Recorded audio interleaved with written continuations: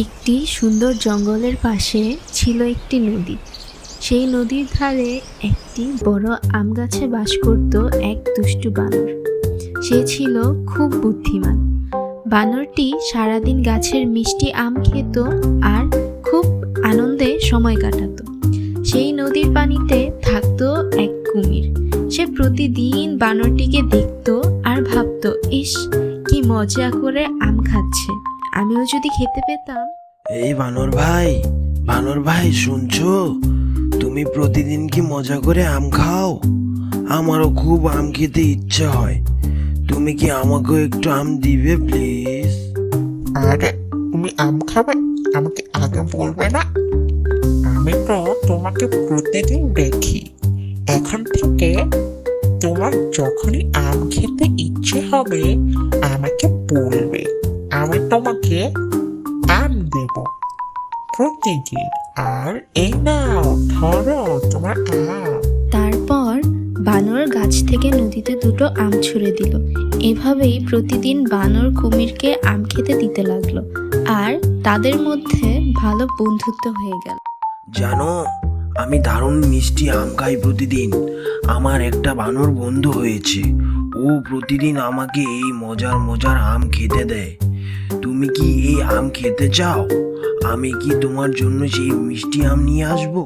একবার ভেবে দেখো যে বানর একজন মিষ্টি আম খায়, তার কলিজা তো আরো মিষ্টি হবে।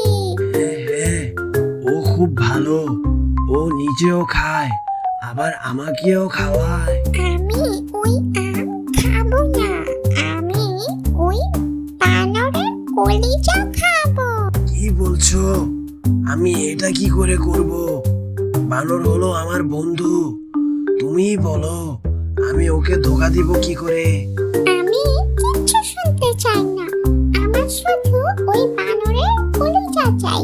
যাও, এক্ষুনি গিয়ে নিয়ে আসো, নয়তো আমি আত্মহত্যা করব।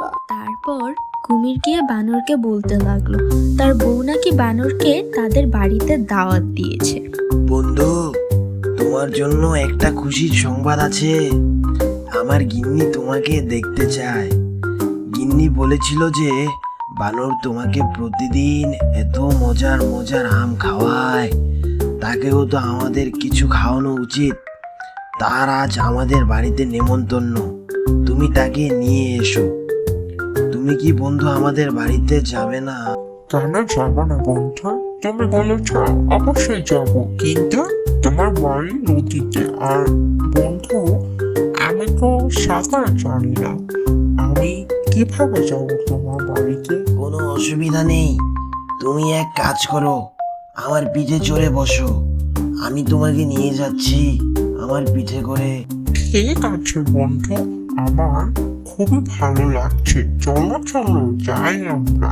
তারপর বানর কুমিরের পিঠে উঠে যেতে লাগলো কুমিরের বাড়ি। কিন্তু খুব ভালো, আমাকে অনেক আম খাইয়েছো, তাই তোমাকে সত্যি কথা বলি, আমার বউ তোমার কলিজা খেতে চায়।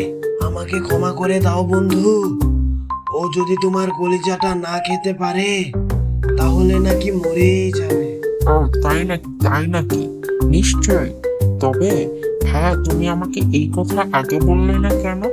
আমরা বানরেরা আমাদের কলিজা গাছের উপর সাবধানে রেখে দিই।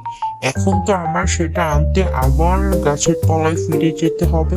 তুমি এক কাজ করো, তুমি আমাকে আবার গাছের তলায় ফিরিয়ে নিয়ে যাও তো। তারপর বোকা কুমির বানরকে আবার গাছে ফেরত নিয়ে যায়। বোকা কোথাকার! কেউ কি তার কলিজা রেখে বেঁচে থাকতে পারে? আমি তোমাকে খাবার দিয়েছি, সাহায্য করেছি, আর তুমি আমার বন্ধুত্বের পরিণাম এই দিলে। এখন তুমি আর জামও পাবে না, কলিজাও পাবে না। এখন যাও তো এখান থেকে, যাও যাও দেখি।